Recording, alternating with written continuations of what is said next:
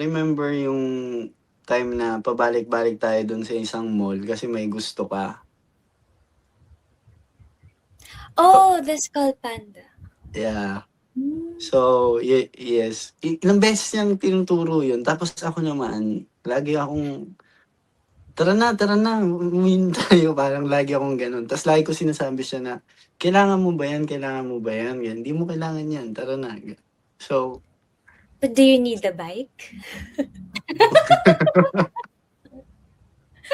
so Pero So, yun, hanggang sa parang sabi ko na, "Sige, bibilhin ko na 'to." So, binili ko siya ng ako lang mag-isa. Tama? Yeah, kasi kada pumupunta kami sa bookstore na yun, natatakot ako mabili siya ng iba kasi isa na lang siya tapos limited lang siya. So parang sa dami ng branches nila dito, selected lang yung meron nun, nung product na yun.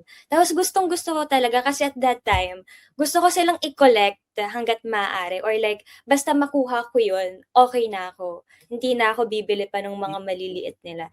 And then lagi niyang sinasabi na, "Hindi mo naman kailangan 'yan." Tapos 'pag dadaan kami ulit dun, sasabihin niya, "Wala na, nabili na."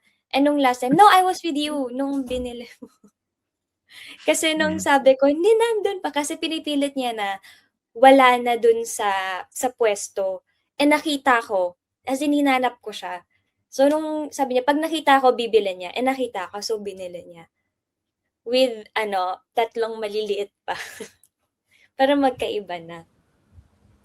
grabe. So, tama nga kanina, no, na talagang pareho din kayong observant sa isa't isa kasi alam nyo yung gusto nung isa't isa, tapos ibibigay nyo kasi